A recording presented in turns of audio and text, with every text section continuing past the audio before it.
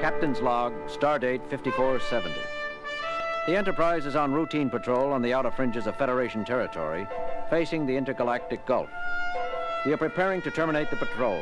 Nothing unusual has been encountered. Log concluded. Captain? What is it, Mr. Sulu? I'm picking up all kinds of powerful radiation at extreme detector range. What kind of radiations, Lieutenant? I don't know, sir. Some of it's identifiable, and the rest resembles nothing I've ever seen before in my readouts. Check them yourself. Lieutenant Sulu is quite correct, Captain. The concentration of violent energies is extraordinarily intense. It resembles no natural phenomenon. Heading, Mr. Sulu? 308, 6 degrees, 000. Range? Range, Mr. Sulu. Closing, Captain, but the disturbances are so violent, I can't say for certain. 2 centers, possibly more, are involved. Very well. Change course to intercept. Lieutenant Uhura, sound yellow alert. Aye, Captain. Bridge to engineering. Engineering, Scott here, Captain. Scotty, we're heading for a violent energy disturbance of as yet unidentified origins. We may have to do some jumping about. Stand by. Ready back here, sir. Good. Bridge out. Range is still considerable, sir. Full power on the long-range sensors, Mr. Sulu. Wide screen if possible. Working on it, sir. We're getting something. What the? Most remarkable. What is it? I've never seen a ship like that before. Or of that size. What have you got, Mr. Spock? There are 2 ships, Captain. They are apparently engaged in combat with one another, employing numerous weapons I cannot begin to describe. The forces involved, each ship is putting out more destructive energy than 100 ships the class of the Enterprise. Yet both ships, while badly scarred, appeared to be intact. Each is at least 60 times our mass. Captain? Yes, Uhura. Sir, both ships are broadcasting on several frequencies. I can't decipher what they're saying. The universal translator doesn't recognize either language. The words are apparently directed at each other. Put it on the speakers, Lieutenant. Yes, sir. I shall extinguish your noise from this imperial violence. Lower the volume, but keep it on the speakers, Lieutenant. Mr. Spock, how are you coming with identification? Nothing in records yet, Captain. Still processing. Intruder, identify thyself. Uhura, give me a reply frequency. Ready, Captain. This is Captain James T. Kirk of the USS Enterprise. Who are you? Where do you come from? What dost thou represent? The United Federation of Planets and its allied peoples. I repeat, who are you? I am the Red Worm, 333rd Super Dreadnought of my class, built by the unified Dre peoples. There is nothing in my computer banks of a United Federation. Therefore, I must assume you are unneutral. For God's sake, Jim, confirm that we are neutral. It has been assumed, Doctor. Didn't you hear? Yes, but I don't want that thing to forget it. That's the biggest warship I ever saw. Except for the one it's fighting, of course. What ship? What ship? Identify yourself immediately! Uhura, did we just do that? This is a different frequency, Captain. The call is coming from the other ship. This is James Kirk, commanding the USS Enterprise, United Federation of Planets. We are a neutral. Impossible! I, renderer of the Nex Empire, have declared that all who are not allied with me are friends of the unmentionable Dre peoples! Sorry, but we really are neutral. We have nothing to do with either the Dre peoples, as you call them, or the Nex Empire. Spock, what have you got on those 2 stellar civilizations? I've never heard of either of them. Working on it, Captain. You must listen to me, or if you... I call on you to surrender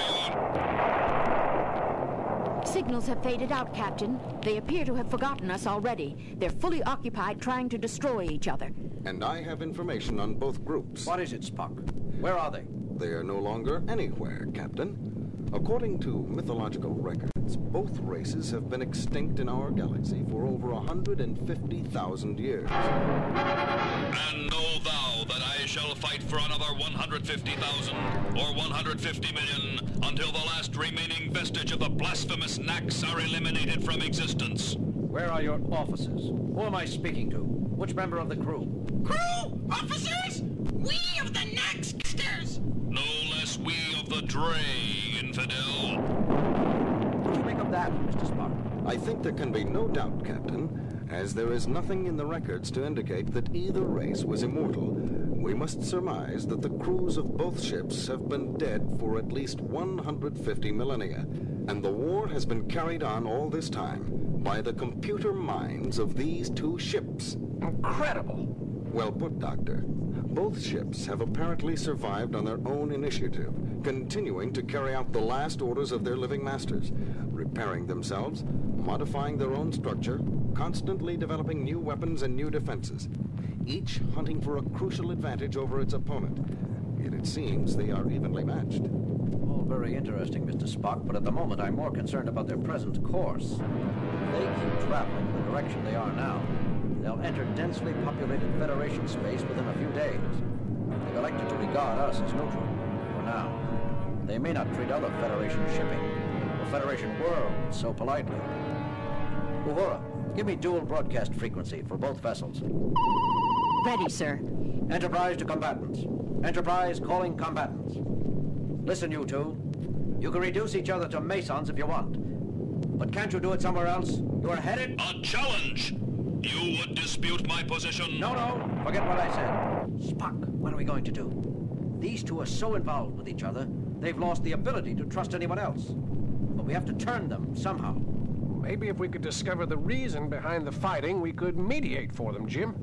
Didn't you hear the insults they threw at each other, Bones? After 150,000 years, Doctor, I doubt that either ship recalls what the war was originally fought over.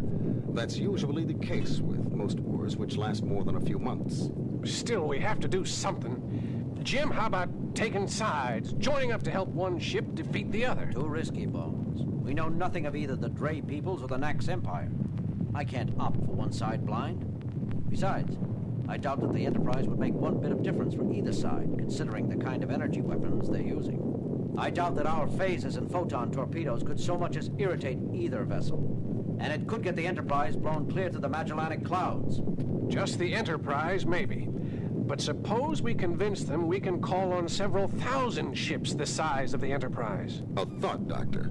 Except that we cannot call on several thousand ships. We cannot even call immediately on 3 or 4. True, Spock. But they don't know that. It's worth a try, Bones. Uhura, sound red alert. To the red worm of the Dre peoples. Unless you change your course, you will soon be set upon by thousands of warships of the United Federation of Peoples and will be destroyed. And Renderer of the Nax Empire. Unless you break off and disengage from this sector, 10,000 cruisers of the UFP will appear to volatilize the last remnant of your empire. Sacrilegious interloper! Enemy of its Imperial Majesty, I have been deceived! Captain, both ships are changing course. Mr. Sulu, emergency overdrive, warp 8.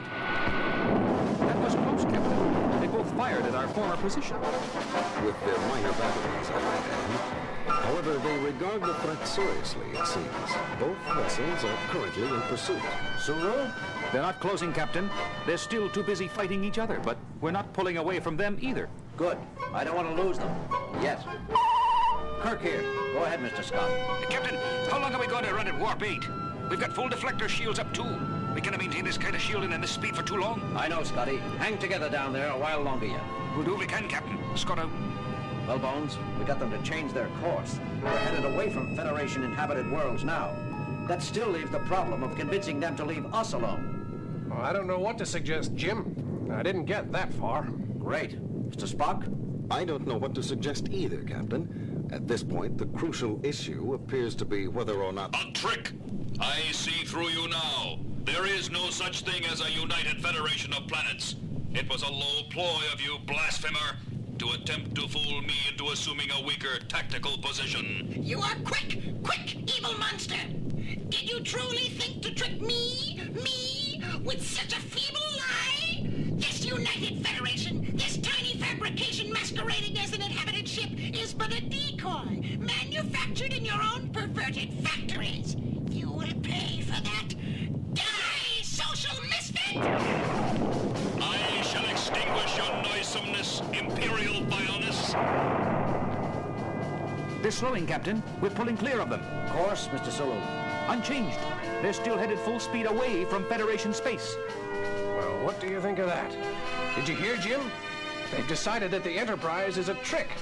The Red Worm thinks we're a trick of the Renderer, and the Renderer believes we're a decoy cooked up by the Red Worm. Each computer has been battling the other for so long they can no longer trust anything. It is so in all extended wars. Truth is the first casualty, and the last wound to heal. Mr. Sulu, set in a course for Starbase 14. Aye, sir.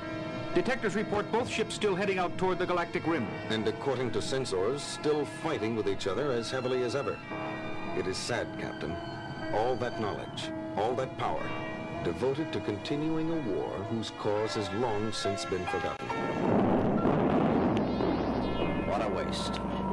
Sulu, reduce speed to warp factor 5. There's one thing that bothers me, though, Captain. What's that, Lieutenant? What happens if one ship, either the Red Worm or the Renderer, finally does win? Won't it start hunting for someone else to fight? We threatened them both in the name of the Federation. Won't the winner come looking for us? I wouldn't worry, Lieutenant Uhura.